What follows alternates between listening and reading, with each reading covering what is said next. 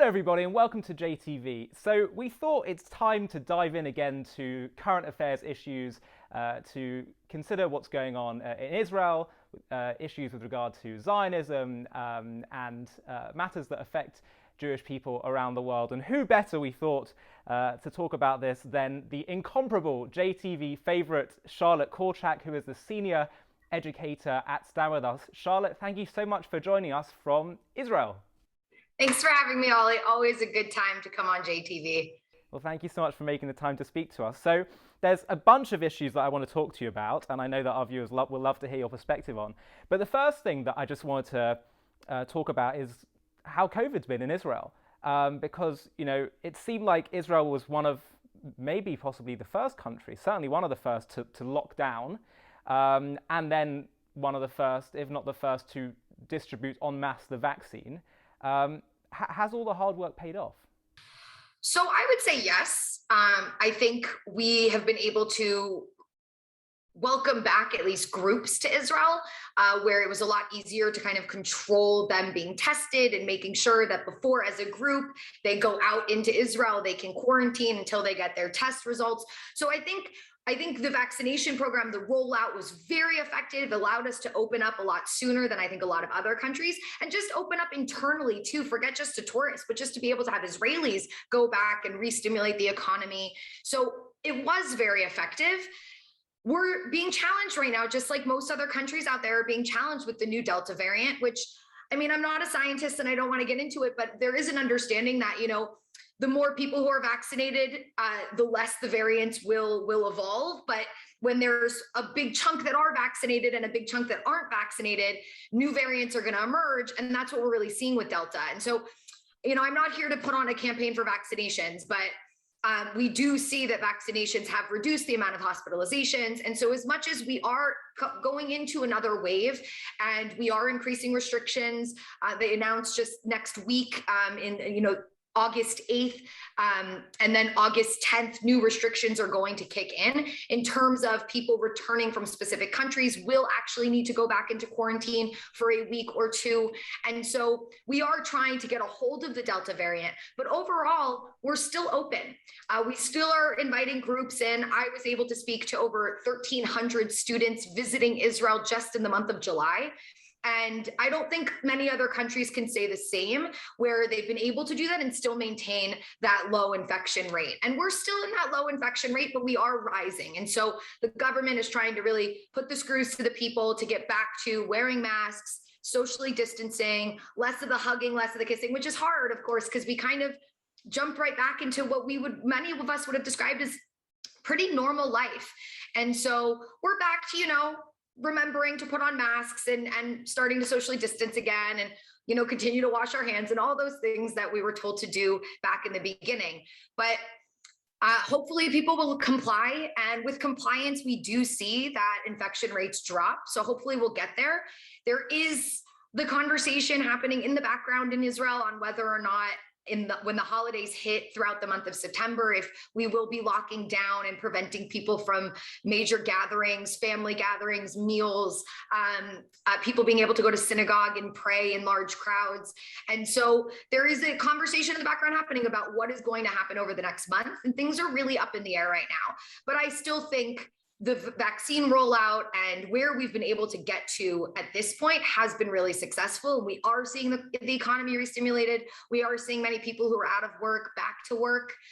We're not fully there yet, but hopefully we'll get Delta under control and we'll be, you know, back heading in the right direction. And what's the situation for people wanting to travel to Israel? And do we know whether things are going to change, especially around the holidays coming up? And so we've kept pushing it off, right? So we heard July 1st, individual tourists were going to be allowed in. Who's allowed in right now? Let's start there. We've got groups, organized groups are still allowed in, and tourists who have a direct relative in Israel. So a child, a parent, grandparents, I think, nope, not grandparents. So child, parent, sibling, you can come into the country, but you have to get special approval, and that's a bureaucratic process. So moving forward, we see that they were pushing off the date for tourists to come into August. Now they've pushed it off and they haven't really given us a date in which tourists will be able to enter. I'm not going to try to predict the future, but in my opinion, I don't think that tourists are going to be able to come into the country until after the holidays. I think we are going to try to limit the amount of people coming into the country. And what we're also trying to do is limit the amount of Israeli travel that's happening, because really, I think what we acknowledged was the Delta variant was really brought back by Israelis who had traveled and came home and didn't quarantine properly. And therefore we saw the variant start to spread. So we're going to stay pretty locked down in terms of our borders. And I think they're adding more restrictions to incoming travelers, especially tourists. And I don't see that opening up anytime in the next month. Well, we're all waiting with bated breath for Israel to develop its cure for every single COVID variant. Yeah, it's good luck. So the next thing I wanted to talk to you about was we've had two change of governments in Israel and America, which is perceived by many to be Israel's most important strategic ally. What has changed on the ground in terms of these two new governmental changes? I mean, I personally was struggling to get my head around how you have this coalition of all these different groups and parties that I couldn't really see what's uniting people from the right to the left, Arab parties to whatever, to sort of right-wing nationalists. But I mean, I understand clearly their objective was just to get rid of Netanyahu. But what's changed on the ground in Israel, and also what do you think has changed in terms of the Biden administration and how that's going to, change the interface and dialogue between America and Israel? So in terms of the Americans, let's start there. We haven't really seen that much of a shift, I think you could say, in the American administration. Obviously, I mean, Trump was seen as a very, very pro-Israel president in terms of policy. And we did definitely see a shift in that. Specifically, when we talk about Iran, the maximum pressure policy obviously is no longer in place. Iran has been brought back to the table to discuss re-upping the Iran deal. However, what we have seen from the Americans is them really sticking to their convictions of, we are not going to return to this deal unless Iran also returns to full compliance, which we are not seeing Iran in any way agreeing to. So, I think many Israelis would be opposed to re-upping the Iran deal, especially in the form that it was in prior to this. And it doesn't look like we're getting there. But we'll see. That would be, if we were to sign a new deal with Iran or re-up the old deal, that would definitely be a major policy shift from the Trump administration, no doubt about it. If we shift to the reaction of the Biden administration to the most recent operation in Gaza, what we see is consistency, I would say. We didn't have a major operation during the Trump administration, but I think we can all assume that the rhetoric would have been very, very supportive of Israel and Israel's right to defend itself. And that was the same rhetoric that we heard under the Obama administration and under the Bush administration. And so Biden's just followed suit. We heard very adamantly from Biden during the war, Israel has a right to defend itself. When his far left flank was trying to really push him to condemn Israel, he refused to do so. He continued to push support for Israel and support for Israel's right to defend itself. But of course, always asking of Israel to restrain itself and to ensure, minimum casualties, which I always kind of say, as much as they need to say it, they don't, because Israel always exercises that kind of restraint, and we don't need to be told to. That's just our MO. That's how we function.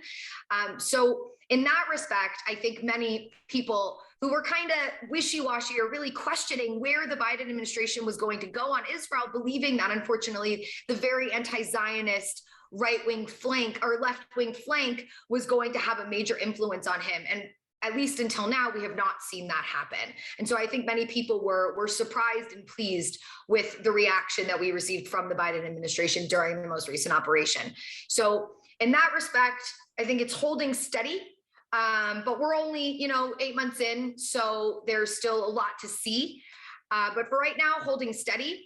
I do think that the administration isn't going to be pushing anytime soon for a re-upping of negotiations between the Israelis and the Palestinians, specifically due to the lack of a Palestinian government that has a mandate from the people. As we should know, the Palestinian Authority was supposed to have an election for presidency in May of this year and for their parliament in July of this year. Those elections were, and I'm going to do this, they were postponed, quote unquote. But Postponement usually means that you provide a postponement date, a date to which they are postponed, and we have not received that date. And so postponement is nice. I would say they canceled the election, and there's no talk of when the election's going to happen. And so at this point, negotiating with a government that has no real mandate from the people is kind of pointless and would be somewhat of a waste of time. And so I don't think they're going to pursue that in the near future.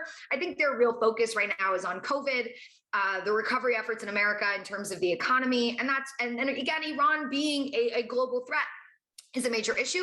I should also, I would be remiss to mention what's just happened in the last few days in the Gulf, right? We had this Israeli managed ship that was attacked by a drone, killing 2 people on board who were not even Israeli. We have a solid coalition of the Americans, the Brits, the Romanians, because the 2 people who were killed on board were British. One of them was British and one of them was Romanian. So we have a real solid coalition of countries, the US, the UK, Romania, and Israel, who have really united around Iran is to blame for this, and there needs to be consequences. So we are also seeing them stand by us in terms of that fight with Iran and not allowing Iran to get away with these types of unwarranted attacks against Israeli-owned ships or Israeli-managed ships in the Gulf. So that's the US administration right now. I should also say, to transition into ours, I think what has also improved is just the relationship, because unfortunately, Bibi Netanyahu had not that great of a relationship with Barack Obama, which of course bled into the relationship with Biden as he was his vice president, and they're very close. And so our new prime minister, here in Israel, Naftali Bennett, he has really warmed the relationship with Biden. And so that's positive in the sense that there is that really good, solid communication between the 2 administrations. Now let's shift to Israel. Really fascinating government that we were able to form. You said it, the impetus of this government was to defeat Bibi Netanyahu. There was a belief across the board from the leaders of these parties that Bibi Netanyahu was doing damage to this country and needed to be ousted from the premiership. And so they put their differences aside, and boy, were those differences great. Let's understand, we are talking about the right-wing Yamina party, which is pro-settlement, which is pro, applying sovereignty to parts of the West Bank, and as far left as Meretz, right, which is a 2-state solution party that is against settlements, to then an Arab party that is an Islamist party. And so it is the most diverse coalition we've ever seen in Israel, which is really reflective of Israeli society and the diversity and pluralism within Israeli society. And so I think for many, people were very excited about the newness of this government and to see what it could accomplish. And I think a lot of people were also kind of sitting on their edge of their seats wondering, how long are they actually going to be able to stay together as a coalition? How long before this coalition? Or what unites them? Like, what actually unites them? So here's the thing, though. I think what unites them is a better future for the country. That if we have to put our differences aside for a year just to get us back on track, I'll give you a great example. During this 2 years of elections over and over again, we didn't have a budget passed in this country. We had a government that was based on a deal that essentially said a budget has to be passed by this time. And essentially that's what blew up the government. And so what we just saw happen with this government in the last week is they finally managed to pass a budget for the first time in nearly 3 years. And so again, when I say the better of the future of the country, just on the most basic level, right? How is the country supposed to function? How are governmental offices supposed to function if they don't have a budget, if they don't know what they're working with? And so just the basics of getting the country back on track, and also I would say unifying the country to a certain extent, the consistent protests against Bibi Netanyahu, the very loud voices who said we need change, I think really came together. And so we'll see, but we are seeing not just the budget passed, we're seeing laws being passed about taxes on farming, on the sale of plastic in Israel, things like that again, on the most basic level, is just things that governments need to be doing consistently to better the country and the environment. And so we are seeing positive steps. We haven't seen anything really dramatic happen since the swearing in of this coalition. But again, because of how much, you're right, they are so diverse in terms of their political beliefs, we all kind of sit with bated breath, hoping that they will continue to function even if I think for some, even if you disagree with the government and you disagree with the policies of the different parties, just to have a government that can function for at least a year and get stuff done is really necessary right now in Israel after a 2-year lull of almost nothing getting done. And so progress, hopefully we continue to progress. Hopefully this really does bring people together. I mean, the beauty of this is we live in a world that is so polarized right now. We live in a world where you look at the American government and the idea that Republicans and Democrats are going to work together is just not even on the table, which is so incredibly sad because that's what it was all about, right? Reaching across the aisle and finding compromise and finding a middle ground, right? And that's the beauty of having two different parties or having people on the different spectrums of the political, having people on different sides of the political spectrum. And so I think for me, there's a lot of hope that I feel because at least what this means is you can have people from the right and from the left, and then people who have never been included, pretty much never been included in the coalition, like Arabs, who can come together and somehow work together. And that to me is really hopeful in a world that is, again, so incredibly polarized today. So do you favor a multi-party system over a two-party one? This is a much bigger question. I don't know. I think we need something in between. I think Americans would probably say another one or two parties would probably help, right? But that bigger parties that could actually have an impact, right? Unfortunately, the smaller parties in America have never really been able to gain much traction, not at least in the last 100 years. In Israel, I think many would argue we need just less parties, right? So in America, you have two predominant parties, and here in Israel, we have like 35 parties. So I think we just need to find a middle ground. Not too many, but also not too few. So maybe there is some kind of political reform that might be needed to make that happen, but that's probably a bigger discussion for another time. So we were talking earlier about the whole issue of partisanship and bipartisanship when it comes to Israel and America. Before we jump into that topic, I wanted to just look back on the Trump era. I'm sure there were some things that Trump did with regard to Israel that you were supportive of and you would have wanted to see any president, both Democrat or Republican, do. But I know you also had your serious concerns. So I wanted to know, what do you feel has been Trump's legacy with regard to Israel? And I'd be particularly interested to know what you think about the impact of the Abraham Accords on Israel's kind of whole situation in the Middle East. Yeah, so first of all, I think the Trump legacy, I think probably the biggest thing would, of course, be the moving of the embassy to Jerusalem and just the recognition of Jerusalem as Israel's capital. Now, again, I'm going to be an Israeli who will say, I don't really need your recognition. It's been my capital since 1949, and nobody needs to tell us what our capital is. But it is obviously appreciated that countries have started to acknowledge that that's been the reality for 70 years and that they should move their embassies to what has been the capital of Israel for the last 72 years. So that's definitely a lasting legacy. And we see that the Biden administration is not going to reverse that. And I can't imagine that any administration moving forward is going to reverse that. So that will be a lasting legacy, no doubt about it. The other thing is, the Abraham Accords. I mean, there's no two ways to look at that. That has benefited Israel so tremendously. There's, I would argue that I think the setting of the stage for the Abraham Accords came actually before the Trump administration took office.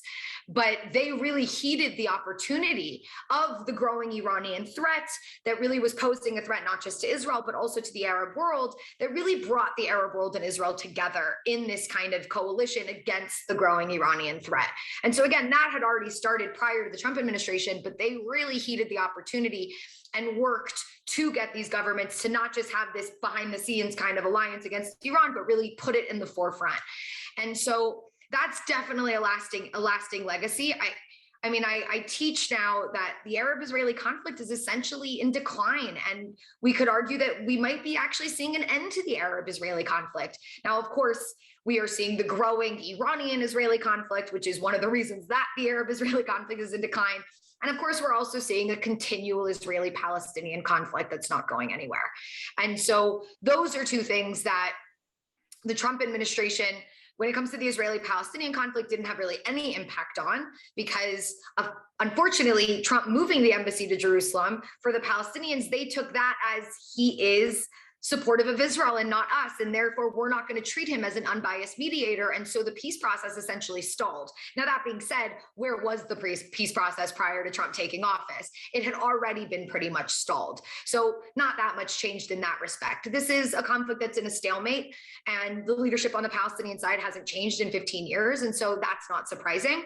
When it comes to the Iranian conflict, one could say that the maximum pressure policy against Iran definitely helped Israel, definitely helped in terms of holding off and really trying to prevent Iran from being able to create nuclear weapons. And so there are definitely positives, no doubt about it. Policy-wise, there's no dispute there. And the last thing you could argue is also the recognition of the Golan Heights. I mean, as part of Israel. Now, granted, we have to acknowledge that the Golan Heights was sovereign Syrian territory. Israel did take it in a defensive war. It was occupied territory, and Israel did annex that. And the only way for that to be really legitimized is for there to be recognition. But it is appropriate that people realize that the Golan Heights is necessary for Israel's protection, especially if Syria continues to be a growing threat, a base of Iranian operation on our border. And so that recognition essentially is positive in the sense that hopefully other countries in the world will acknowledge that Israel needs this territory for its protection, and that control and annexation should be recognized more and more. In terms of the damage that maybe Trump has caused, and this is where a lot of people argue with me when they ask me, what do you think about him? So I just told you the positives, policy-wise. Where I think Trump unfortunately harmed Israel unintentionally is public opinion. Look, the reality is that the right, the moderate right and the moderate left have been a source of support for Israel in the United States. We've seen that across the board historically. It's the extremes on both sides that, of course, have been challenging. On the far right, of course, we have anti-Semites, white supremacists that unfortunately, again, unintentionally were bolstered by Donald Trump and his rhetoric. And then you have the far progressive left, who also were given more of a platform because of him. And so my thing is the far progressive left, the squad and their followers are not going to be pro-Israel. They're not going to look at Israel in a positive way. They have been unfortunately commandeered by anti-Zionists and anti-Semites who have convinced them that Israel is this evil entity in the world, which of course is far from the truth. And we're not going to win over the white supremacists and the hardcore anti-Semites on the right. But on the left, there was a solid base that might not have made up their mind about Israel. But they did make their mind up on Donald Trump, and they despised him. And therefore, they despised everything that he touched and everything that he supported. And so just the fact that he supported Israel, I think, turned many of his detractors away from Israel. And so in the battle of public opinion, unfortunately, I think there was some damage done. And that's really it. I think it was 4 years, things ebb and flow in this conflict. The rhetoric today against Israel has grown, and I don't think that has anything to do with Donald Trump. I think that has to do with the new kind of world that we're in and the way in which social media is used to really indoctrinate people. And so that's a whole nother conversation. But I think Trump definitely played a role in terms of the polarization, and more importantly, the turning Israel into a partisan issue in America, which it isn't, and it should never be. It is very much bipartisan, meaning that there are Zionists on both the right and the left. Just like in Israel, most of us are Zionists, and we span the political spectrum from right to left, because Zionism isn't a conservative value or a liberal value. Zionism is its own ideology that can be held by both somebody on the right and the left, and we need to ensure that message continues to permeate.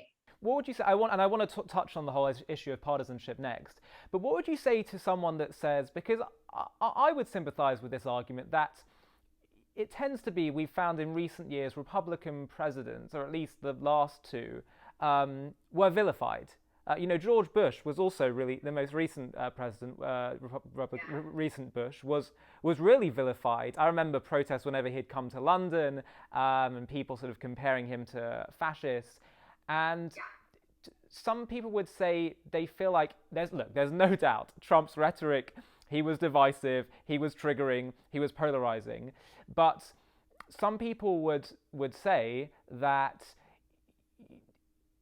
it's likely that any strong Republican figure who made bold moves would trigger people to be against them, and this issue of the left being hostile to Israel, actually transcends Trump, and they would have just found they would have gone after anyone that was strong on Israel.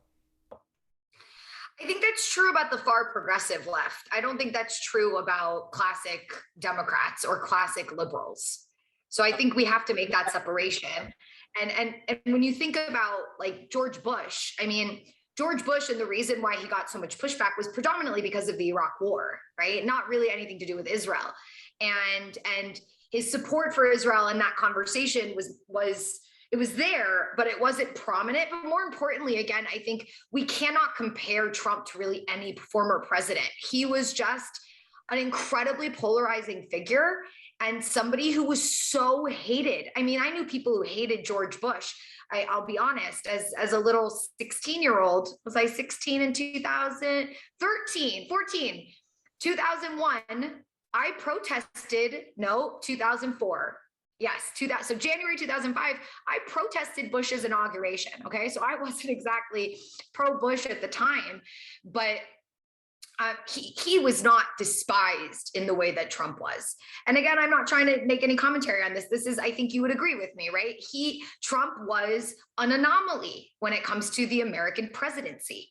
And so really trying to compare him to past presidents just doesn't really work because he was so out of the box, right? He's an outlier, as Malcolm Gladwell would say, right? Not really worth taking into the larger picture of the American presidency. And my mentor, who's actually a historian on America and specifically American presidents, he said to me during the Trump administration that his job right now is obsolete, that there's nothing to really talk about because it's so much an anomaly from what we've seen in the past and how American presidents have conducted themselves.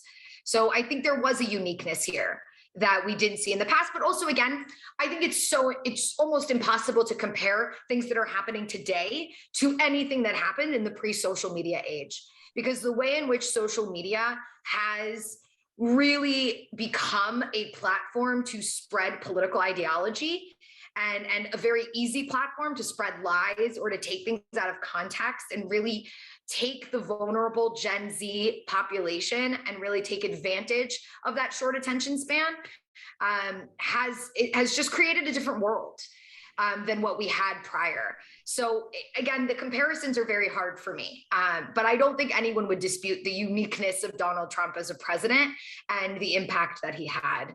Right. So I want to talk about, we were talking about this just before we started the interview, the issue of partisanship and whether Israel is or should remain a bipartisan issue, certainly in America, in the UK, and the Western world. Certainly if we go back 20, 30 years, support for Israel was absolutely something that was across the board a bipartisan issue in America. And we've seen in recent years that it's starting to, or at least appears to become, more of a right-left issue, where you're seeing that at least there's this sort of projection that Republicans tend to be more sympathetic towards Israel, and the left are moving more, Democrats are moving more away. My experience has been that when what the media portrays about politics and political divides aren't necessarily what's actually going on in real life. That actually, most people I've found when I have discussions with them about politics, about what we want to achieve, about what's important, there aren't actually, on a lot of issues, great divides. And I think for whatever reason, whether it's politicians, whether it's media, whether it's people living in their social media echo chambers, polarization is happening more and more and more. But actually, if you sit down with people and reason with people, of course there will be differences between right and left, but there'll be a lot that that people will be able to agree upon, even if there are differences or they're slightly balanced one way or the other. And I think that's why matters like Israel used to be more bipartisan, why you used to see much more moderation in terms of left and the right. And I think it's partly because we're lacking a sense of meaning or identity and belonging. So everyone's looking for their big thing that they become a fighter for, or a big cause. And so it actually pushes people towards extremes.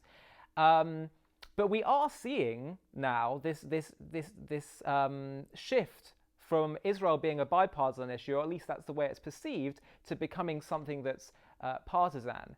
And some people on the right and on the Republican side are saying, look, the left today have, or at least the populist left, and the Squad and all these kind of groups of people, even though, as I'm sure we'll discuss, you don't believe represents a big chunk of the Democratic Party, but they have adopted a set of values that run counter to Zionism, or to be able to support Zionism or see why Zionism is virtuous, and therefore we have to give up this idea of having bipartisan support for Israel, and it's now just we have to accept it's become a partisan issue.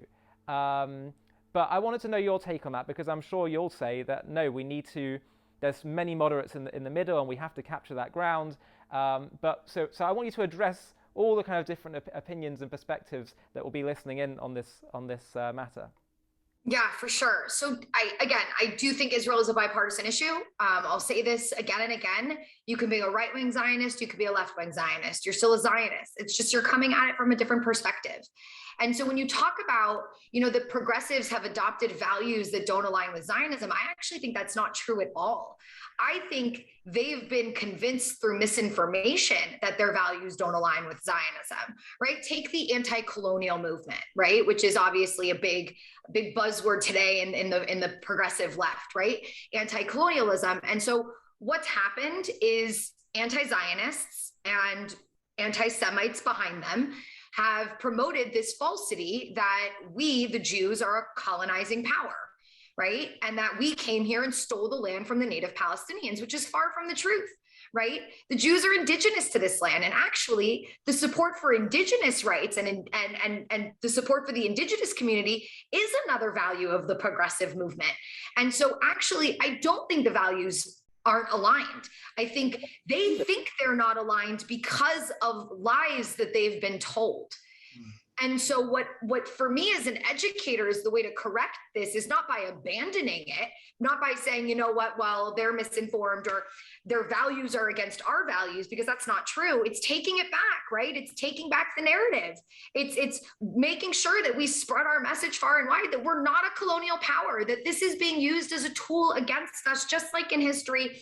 Other things have been used against the Jews. They picked the thing of the movement that is abhorred and they label the Jews that thing. And that's their way of spreading anti-Semitism. And today, that's their way of spreading anti-Zionism, right? When in fact, the Jews themselves, who were an indigenous people to the land of Israel, they themselves suffered colonization, right? So if you're actually an anti-colonialist, you should have been supportive of this indigenous population reestablishing their sovereignty on their historic indigenous homeland, right? That directly aligns with the anti-colonial movement.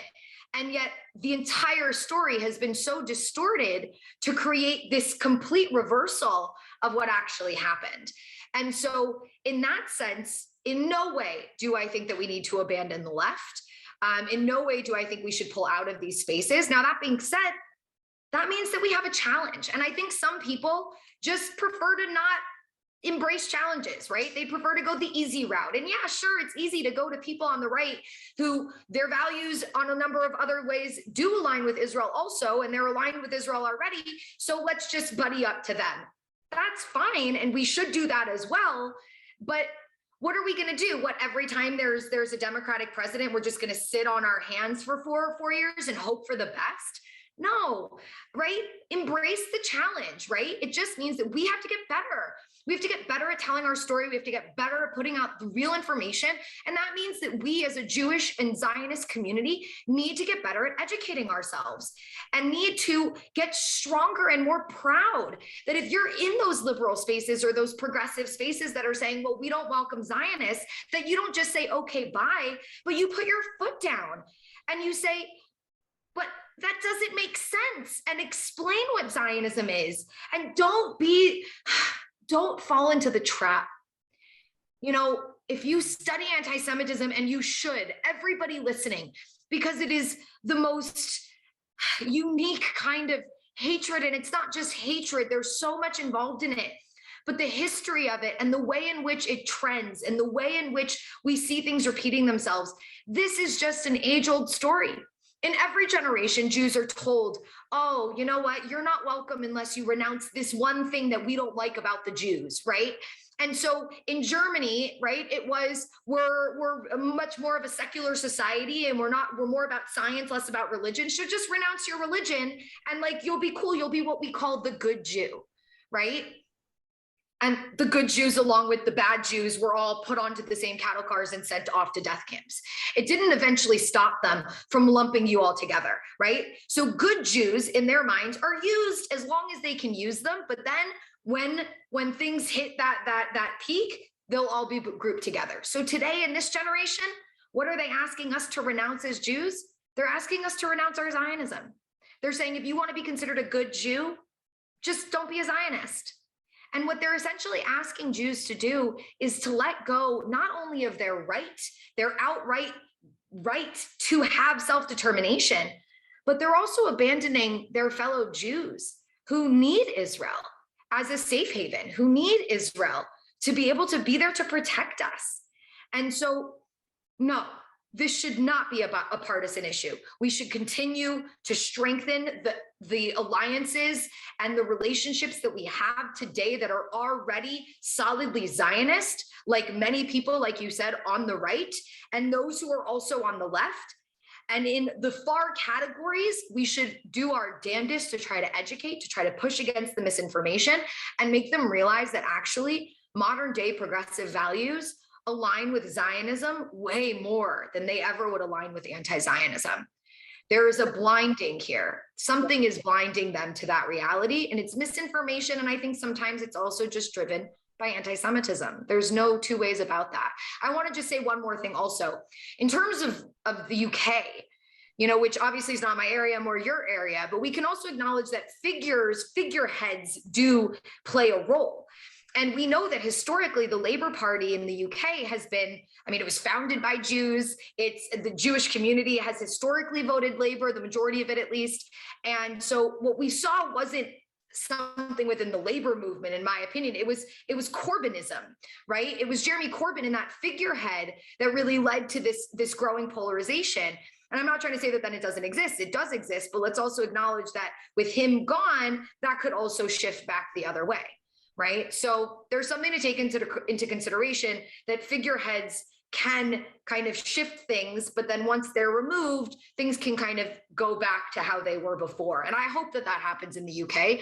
I hope that, British Jews who historically have been Labourites, who could not obviously bring themselves to voting for Jeremy Corbyn, who was an anti-Semite, now feel more comfortable going back and voting for the Labour Party. And with their support of the Labour Party, could continue to also express how they feel that the Labour Party should continue to be supportive of the state of Israel. And what's quite interesting, actually, is that I was talking to some people who were talking to Labour voters during the election and seeing what some of their issues were. And it's very heartening for us to know that actually anti-Semitism came up a lot among working class British people who were typically Labour voters, but they couldn't stomach the whole anti-Semitism issue. So I think we should be heartened by that. So I also want to point out, Zionism, let's define it, right? We need this definition out there in the world more. Zionism today is the belief in and support for Jewish self-determination in their historic indigenous homeland, right? That's just one ideology, right? The belief that Jews have the right to a state in their own indigenous homeland, right? So that means that, You could be, again, a right-wing Zionist, and your values and the way in which you believe policy should be in Israel is going to be one way, right? Or you could be a left-wing Zionist. So the idea that, the Biden administration is going to look the same as a Trump administration is just a misnomer. Of course it's not going to, right? Because Trump came at it from a right-wing Zionist perspective, and Biden comes at it from a more left-wing Zionist perspective. And what does that mean usually? That means that the left's values of human rights, right, and equality feed not only their Zionism in the sense that Jews in Israel, Israelis have the right for human rights, meaning they have the right to defend themselves. They have the right to not live in an environment of terrorism. But so do the Palestinians, right? The Palestinians also have the right to human rights, and they also have the right to self-determination. So I think we also need to just acknowledge that a right-wing Zionist and a left-wing Zionist are going to look different in terms of policy, but the one thing that they will share is the belief in and support for Jewish self-determination in our historic indigenous homeland. And I think regardless of whether you're on the right or the left, surely from a strategic perspective, you should recognize the importance of keeping Zionism a bipartisan issue. And exactly as you say, what one should do is understand the values that are priorities for each side of the political spectrum, and emphasize that element of Zionism to them. Because as you say, Zionism is a very broad, in some ways quite non-descriptive when it comes to policy kind of ideology, and I think it is greatly ironic that people who are, let's say, on the strong progressive wing, who talk about human rights. I mean, Israel is one of the greatest human rights causes in history, but it's and I do get baffled sometimes by the fact that they're unable to see this and they have this blind spot. And as you say, sometimes it is down to anti-Semitism. I think sometimes it's just down to miseducation about who like the original Zionists were, and like what it's all about, and seeing it as some kind of white European colonialist thing. And maybe that did start from anti-Semitic origins, those tropes. But I think my experience has been when talking to people, they don't have deep-seated anti-Semitic, feelings. They've just been miseducated, and therefore, I totally agree with you. We have to have our foot in every single camp. I've been saying to my students for the last 2 months, much of what we are seeing is not driven by hatred. It's not. These people don't have deep-rooted anti-Semitic beliefs. The vast majority of people are driven, unfortunately, by misinformation and ignorance. And that's, I say that as a cry of hope, right? Because it's so much easier to solve ignorance. It's much harder to cure hatred. And so let's focus on those who are misinformed and uninformed, rather than, spending our time torturing ourselves, trying to convince somebody who hates us to not hate us, right? I'd rather talk to somebody and not convince them of anything, but just show them who we really are and what our country is all about and why we insist on having one. Yeah. Now, obviously, I totally agree with you. A lot of things are down to ignorance. However, that doesn't mean that there aren't going to be vicious lies that are spread and things that can cause real damage and that can actually lead to anti-Semitic violence and waves. So there's no denial there, right? You can't deny that anymore. What we saw 2 months ago, right? We didn't see a massive spike in anti-Semitic rhetoric online. We saw a massive spike in anti-Zionist rhetoric online. And yes, there's a conversation to be had about, is anti-Zionism anti-Semitism? But what you can't deny is that anti-Zionism is a form of anti-Semitism, and it absolutely feeds the beast that is anti-Semitism. Because what we saw happen was anti-Zionist rhetoric peak online, and it almost gave credence or permission to the anti-Semites to go out into the streets and not target Zionists, which would also not have been okay, but go out into the streets and target Jews on the streets of London, in the streets of Montreal and Toronto and Los Angeles and New York, around the world. I mean, hell, we saw a spike in anti-Semitism in the last 2 months, over 700% increase in anti-Semitic incidences.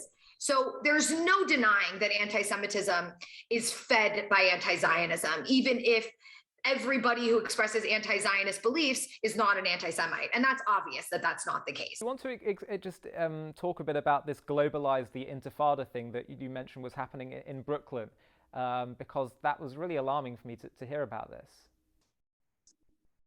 Yeah, it was alarming for me too. I started to see posts of people saying globalize the Intifada, kind of question mark, more in support of Israel, saying, what are you globalizing, right? And I realized that this was starting to pick up traction. So the back end story is that on Saturday, so I think it was August 1st or July 31st, there was a rally in Brooklyn where people were chanting things like, we don't want two states, we want it all. And one of the other things that they were chanting was globalize the Intifada. Now, this is not a word that should be thrown around. It's not a word that should be chanted ever. I don't care what people might say to me that it means to them. Well, Intifada means uprising. Intifada means revolution. Intifada means, civil disobedience. No, it doesn't. Or at least, no, it didn't. And the damage was done. What Intifada meant to me as a 13, 14-year-old kid living through the second Intifada, what it meant was murder. Because that's what it was. It wasn't like, oh, we're targeting soldiers and fighting against Israel's military control of the West Bank, or what people would call the occupation. It's, let's get on buses and blow ourselves up and kill innocent women, children, elderly people, and of course, men. Men are also innocent. I don't know why we always not include them in that category. But the Intifada for me was 2 years of living in fear of my life. Every day getting on a bus knowing that it could blow up. Watching buses blow up. Watching our marketplaces be targeted. Supermarkets, shopping malls, schools. My siblings had a friend who was burned to death in his dorm room when terrorists infiltrated his boarding school and threw a grenade into his dorm room window. This is not legitimate violence of any kind. This isn't legitimate resistance. And people who use that word to try to minimize what this actually meant to us are disgusting. The Intifada was a Palestinian sniper looking through a sniper scope at Shalhevet Pass, an 8-month-old baby, and her father walking around the Jewish neighborhood of Hebron. And now people will say, oh, well, they were settlers.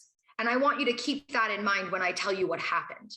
When this sniper looks at these two individuals, an 8-month-old baby and a grown man, and decides to point his sniper scope at that 8-month-old's head and proceeded to kill that 8-month-old child, Shalhevet Pass, instead of aiming at the grown man standing right next to her. That's what the Intifada was.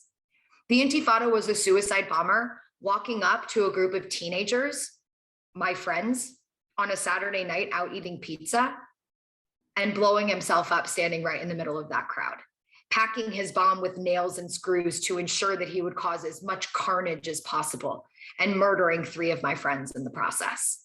That's what the Intifada was. They were 15-year-old kids out eating pizza. I don't know how anyone out there can look at me and try to justify that or try to say that that is legitimate resistance. That is nothing but murder of innocent people, children, a baby. And so this notion, this call for globalizing the Intifada is disgusting. It is a call for outright murder. And don't let anybody tell you that that word means something else. Because when you say that word to Israelis who lived through the second Intifada, all it brings up in us is the memory of us burying our family members and our friends who were murdered by terrorists. That's what the Intifada is. So for all of you out there, for anyone who starts to say globalize the Intifada, now you know what you're supporting. Live with that.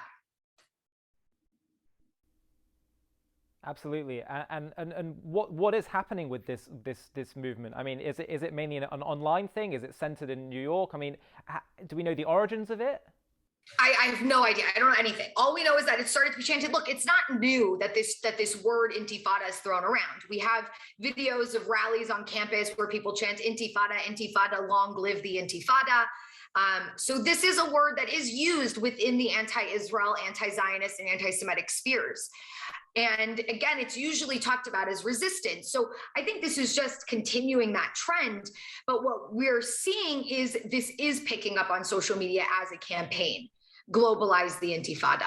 I don't know where it's going to go, but I'll tell you something. I'm doing my damnedest to stop it dead in its tracks because it's unacceptable. So much of the battle that we're fighting is about people understanding the words that they're saying, isn't it? You know, like, yeah. Oh my gosh, I've been teaching so much lately. Just define your terms, right? I've been teaching my students when somebody says to you they're an anti-Zionist, don't just jump on them and attack them. Why do you hate Israel? What? No, take a deep breath and ask them the simplest question. What do you mean by that when you call yourself an anti-Zionist? Help educate people. Don't just attack people. The best thing that we can do is ask somebody, what do you think that means, right? Define that term for me. And we also need to get better about defining our terms, which is why I've said now countless times, what is Zionism? Let's define it, right? Let's understand what it really means.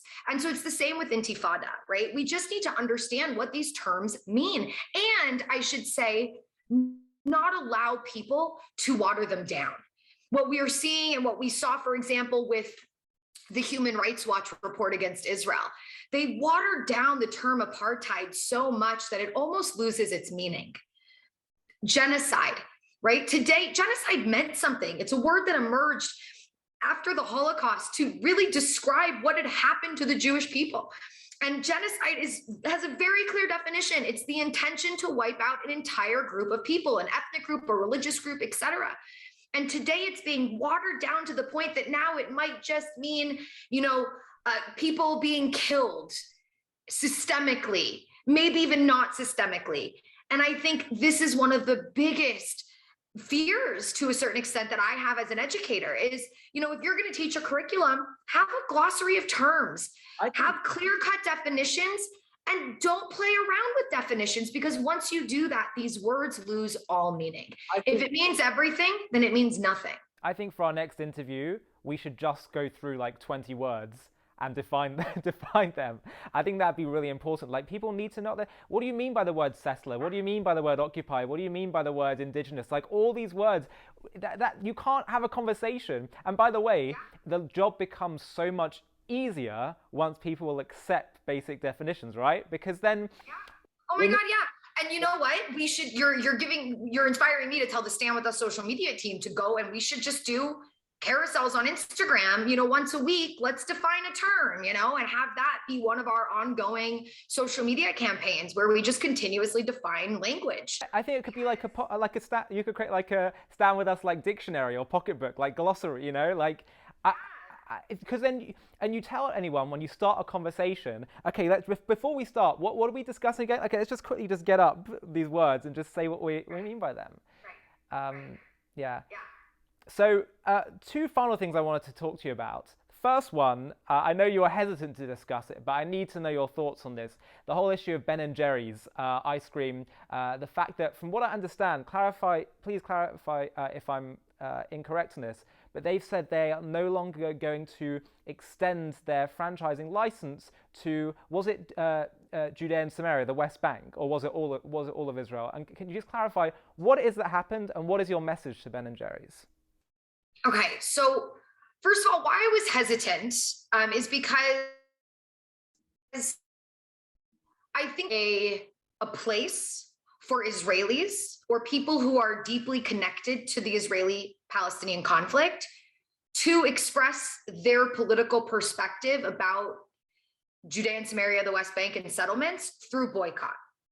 And I think there are legitimate cases for that, where you're not singling out Israel, it's your cause, and therefore that is a legitimate way in which you're expressing yourself. But that's not what happened here. Okay, so I wanted to put that aside, as that can be legitimate depending on who you are. If you're just a random person in the world who comes out and says, I'm going to boycott what I believe to be Israeli or Palestinian occupied territory, or things coming out of that territory, then my question to you would be, okay, well, why are you just choosing this conflict and not all the other places where there are disputed territories or occupied territories in the world, right? Like that's one of the larger issues, is if you're singling out Israel, the question is why? And usually that's where we get back to anti-Semitism. Now, what happened with Ben and Jerry's? So you have a larger company, Unilever, and then you've got Ben and Jerry's, which is attached to that company. And then you have the small Ben and Jerry's board that functions out of Burlington, Vermont, where the primary Ben and Jerry's factory is. And they still have a say in kind of the external image of Ben and Jerry's. And so this board decided to essentially demand of the Ben and Jerry's distributor in Israel to stop distributing Ben and Jerry's ice cream in the West Bank and even in the old city of Jerusalem, seeing Jerusalem as part of this area that they've dubbed occupied territory, which is a whole conversation in and of itself on if it's occupied versus disputed. There is a legitimate legal debate to have for both of these perspectives. We'll put that aside. And so what has happened is the manufacturer here in Israel refused. He said, I can't do that. I can't stop distributing in these territories. And what that prompted was him losing his license. Wow. That then we now understand is going to expire in the end of 2022. What that could mean is that the 160 Israelis, both Arabs and Jews, who work at the Ben and Jerry's factory are at risk of losing their jobs once that licensing expires.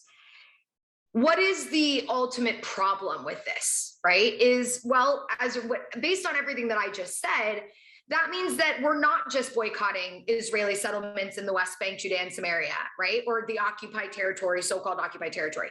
That means that essentially, because of this non-compliance, they're going to shut down Ben and Jerry's in Israel, which means you're ultimately boycotting Israel. And this is now, then the larger question is why? Why did this happen? And it happened because the BDS movement has put immense pressure on these companies to boycott Israel. But let's understand why, right? This isn't because they want to see a policy change in the West Bank. The BDS movement has continuously acknowledged outwardly that they do not want to see Israel exist. The founder of the BDS movement, Omar Barghouti, has said clearly that if all of their goals were to be fulfilled, that there would not be an Israel next to a Palestine, meaning a two-state solution, but there would be a Palestine next to a Palestine, meaning no Israel. You can look up videos of Omar Barghouti, who very clearly states that he is completely opposed to the existence of a Jewish state. And so the end goal of the BDS movement is not to change Israeli policy, it's to eliminate the existence of the state of Israel. And unfortunately, what Ben and Jerry's has done is they've caved to a very anti-Zionist, anti-Semitic movement. And what they're ultimately doing is promoting a movement that is not about peaceful reconciliation between Israelis and Palestinians, that does not promote dialogue, that does not promote peaceful conversations between Israelis and Palestinians, or policies that would push us towards peace. What they support is an end goal that would mean no Israel will exist. And so unfortunately, even though the intentions of some of these people, the board members, Ben and Jerry themselves, who put out this op-ed in the New York Times, who say, well, we're against settlements, and so that's why we support this. But that's not what's happened here. Ultimately, as a result of this, it looks like the Israeli factory itself is going to be shut down, which means you've now extended your boycott to Israel, the country itself. And you've, again, caved to a movement that is not about policy change, but is about Israel not existing anymore. And so it's not just, this isn't just about ice cream, right? This is about the promotion of a movement who wants to see an end to Israel. And that's not acceptable. That's not acceptable. That's not a way that we're going to get to justice for the Palestinians, as they would say, or peace for the Israelis and the Palestinians. So I'm against this. Any credence that's given to the BDS movement is bad, because all it does is promote negativity. It promotes divisiveness, more polarization, and ultimately an end goal that would see my country not existing anymore. Is there any chance that this decision by Ben and Jerry's could be reversed and this whole thing could just, I mean, I'm sure it's possible, right? Yeah, it's definitely possible. When they see the implications of it, right? When they see that what it ultimately ends up happening is that they've boycotted Israel, maybe. And we're also seeing that Unilever, the larger company, is getting backlash, not just is getting backlash legally, because in the United States, there are many states, over half of the states in America have passed anti-BDS legislation. Understanding that BDS is anti-Semitic, is pushing for the end to Israel, that Israel is not a country that's worthy of boycotts. Israel is a country that doesn't need to be pressured to come to the negotiating table and work with the Palestinians to end our presence in the West Bank or anything else. Israel has been ready and willing to come to the negotiating table whenever that was an option. And so this is just not a target for BDS. So they've passed all this anti-BDS legislation, which now Unilever is going to have issues with in the states that they work in. So we are seeing a pushback that could ultimately change this decision in the long run. Is there anything we can do on the ground to help apply pressure? I think everything that I just said, right? It's to apply pressure. Yeah. I mean, you could send your letters, you can express how you feel about this to the company itself and why this is not a good decision. And I think the biggest thing is also raise awareness, right? I mean, that's my whole thing, right? It's all about what we can always do is raise awareness. We can educate people about what the BDS movement really stands for and why caving to the BDS movement, even if, again, you might support boycotts against settlements, but not against Israel, ultimately by playing into the movement, you are playing into a movement that is vile and anti-Semitic and wants to see the end of the Jewish state altogether. And so that's, I think, where we can play a role, is really educating people on what this movement really stands for, because they try to present themselves as, you know, pro-peace and pro-human rights and lovey-dovey, when no, they're anti-dialogue, they're anti-normalization, and their end goal is that a Jewish state won't exist. They're adamantly opposed to Zionism in and of itself. And so that's where we can play a role. Just educate people and educate yourself on the issue. Right. Well, this is the last thing that I really want to talk to you about with regard to the question of strategy and how we make a difference. You know, you've been doing Israel activism and educating people for many years now, and I wanted to know from you what you feel are the biggest obstacles today to getting across your message. What do you find are the things that frustrate you the most, or you feel need to be addressed the most in order to break through and get the message out there? So first of all, we have to address our own camp. The fact is we've not done a good job at educating the youth about Israel and about Zionism and about Jews and Jewish history. And so first, we have to get better within our own camp at educating our youth, helping provide them with the knowledge and the information that they need to not just be able to support Israel, but have pride in being Jewish and in being Israel. So they have a motivation and a willingness, but also the skills to be able to have these conversations. Now, the challenge externally is we are dealing with a younger generation that is easily influenceable, especially on social media. And what unfortunately has happened is the anti-Israel movement, those really out there trying to spread lies or take things out of context to spread ill will towards Israel, they have very quick, catchy, heart-wrenching things that pull people into their cause with very little information. And the message that they're putting out there today is that this conflict is simple, right? This conflict is one-sided. This isn't two-sided. You don't need to know both sides, right? One side is good and one side is bad. So why do you need to know about the bad side? Just know about the good side and support the good side, right? And that's, I think, one of the biggest dangers, right? Because this isn't a simple conflict. It's been going on for over 100 years. It's rooted in over 3,000 years of history. And you need to understand all of that to understand what's happening today. You can't just simply say, this is a human rights issue. No, why is it a human rights issue? Why has it become a human rights issue? What got us here? And so what we need to really push for is helping people see that it is complex. And if you can agree with somebody right off the bat that there is complexity, then there is what to talk about. But if the person just continues to insist that it's just simple and it's black and white, then there's really nothing to talk about. And so I think that's one of our bigger challenges, is the simplification of this conflict, the way in which young people think that they can, look at a carousel on Instagram, of like two girls drinking coffee with little bubbles, of quote bubbles. And after, 10 of those, okay, now I understand the conflict. Like, no, I'm an educator. I've been studying this conflict for 15 years, and I still feel like I haven't scratched the surface.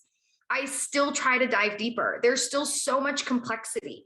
And so, no, you're not going to learn it from Instagram. If you want to understand this conflict, you got to dive deeper. You got to take the time to learn more. And if you're interested in doing that, that's what we do. Stand With Us, the organization that I work for as senior educator, we provide that content. I run crash courses. If anyone wants to sign up for a crash course, you can go to my Instagram. On my bio, there's a link where you can register interest in a crash course. And the next time I'll do it, you'll get an email where you can sit 4 sessions, learn in more depth, I should say, about the conflict. Obviously, there's always more depth. But also the booklets that Stand With Us puts out, where we do try to take very difficult concepts and make them easy to understand, not simplify them, but make them easier to understand. All of that's available on our website. You do amazing work to, again, put out this information. And so we really have to take it upon ourselves to say, I'm not going to have an opinion on this issue until I understand it. And that's both Jews and non-Jews, Zionists and non-Zionists. It's not a matter of that. We all need to have enough information to have informed opinions. And the other thing that I would say to somebody is really simple. If you don't want to make the effort, then just treat this like every other conflict in the world, and the way you treat every other conflict, where you just choose to not have an opinion and you don't chime in. Because if you don't understand it and then you choose to jump on the bandwagon and post things that are anti-Zionist, what you can also ultimately be doing, and what you are contributing to, is growing anti-Semitism in this world. And I know that might not be any of these people's intention, but unfortunately, the road to hell is paved with good intentions. And the damage is we've seen the damage that has been done. So either decide that it's too complicated and you just don't want to get your hands dirty and you don't want to dive in and just don't have an opinion, the way that I don't have an opinion on most conflicts in the world. Or take the time, make the effort to educate yourself so that you can have an informed opinion that's not stuck in one place. Because guess what? The more you learn, the more your opinion is going to start to sway across that political spectrum back and forth. And that's the beauty of it. So I think the last thing is also one of the big challenges is how stuck people get in their perspectives, and how unwilling people tend to be to open their minds to dissenting opinions, to people who think differently from them. Just because you listen to people who disagree with you doesn't mean you're going to adopt their perspective, but it might make you question your own. And that's a good thing. So I think the biggest thing is just, we have to listen to each other more. We have to be willing to listen to people who we disagree with, because maybe, just maybe, that perspective will impact you a little bit and will strengthen you and will help you better understand your own perspective. That's what we need to be encouraging in this world today. Absolutely, absolutely.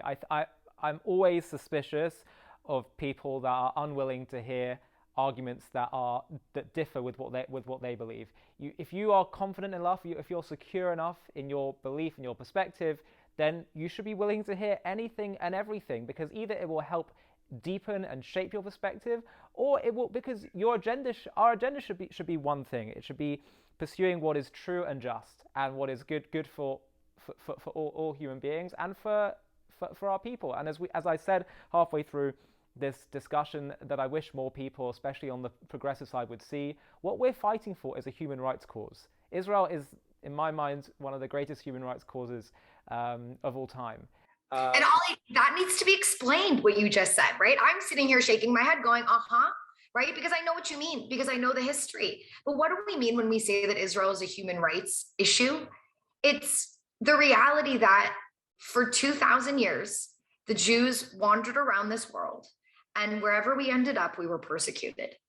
And the human rights element here is that what Israel did was it granted a historically and relentlessly persecuted people the ability to protect themselves. And that is a human rights issue. And just that in and of itself, right, is something that we need to be able to explain, that our young people need to be able to explain. When we talk about anti-Zionism and anti-Semitism and where they correlate, I think this is the primary point, right? It's not just that anti-Zionism will feed the anti-Semites out there. It's also that by denying the Jews that right to protection, when somebody says to me, well, I'm cool with the Jews, I'm not an anti-Semite, I have no problem with Jews, I just disagree with the Jewish state. So once you know the Jewish history, essentially what you're saying to me is that you're cool with Jews, you're fine with them, but you just don't care if they have protection in this world. And that makes me question whether or not you're actually cool with Jews and like Jews and want them to be safe. Yeah, you're not taking. And that's, I think, where it's correlated. And so we need to just explain these things, right? I mean, and somebody could reject it and say, okay, I don't care. Jews don't need to be safe in this world. Okay, well, now you've exposed your anti-Semitism. And now I can accept that and I can move on with my day, right? But at least now I understand where these people stand. So we need to educate more. We need to understand better for ourselves and then be able to explain that to other people better. And that's really where I think the direction that we need to be moving into is more education within our camp so that we can better explain ourselves to other people learning our history, understanding our history, which then once you do that, you hopefully will understand Israel. Absolutely. Well, Charlotte, I think we're totally on the same page. Please continue to keep doing what you're doing, your amazing work in educating people. So just thank you so much for taking the time out of your busy schedule to talk to us. We always love speaking with you. Our viewers love listening to your content from previous interviews that we've done together. I know they've been extremely popular. So thank you so much again, and hopefully we can do another one of these in the future. You're very welcome, Ollie, and thank you for your work. I mean, you're doing incredible work again to get that message out there and to help people better understand who we are. I do just want to say for those of you in the UK, which I know is a lot of your base, Ollie, Stand With Us is there. We're on the ground. And so I've said a lot about educating yourselves, and we're there to provide that. We're there to provide that. We're having a school program that we're launching going into this next year. We have obviously our program on university campuses in the UK. So if any students are out there watching, if there's any young people out there saying, I want to get this information, Stand With Us is there for you. Reach out to me on Instagram. I'll put you in touch with the right people and we can start that process so that we can all become more educated and more proud of being Jewish and being Zionists. That's great. And you should also know that our biggest audience is actually not in the UK, it's in America. So for the Americans, all of those programs also apply. We have our university programs in the States, as well as, of course, our high school internship, the Kenneth Leventhal High School Internship in America. So again, for any students out there who feel that they just can't have these conversations in confident and effective ways, we're there for you. We're there to help you develop that understanding and develop that confidence. So please look us up and be part of the solution. Absolutely. Stand With Us, amazing organization. We've done work with them in the past and we encourage you to look them up and get involved. Anyway, Charlotte, thank you so much for your time and look forward to doing this again. Thanks, Ollie. It was a pleasure.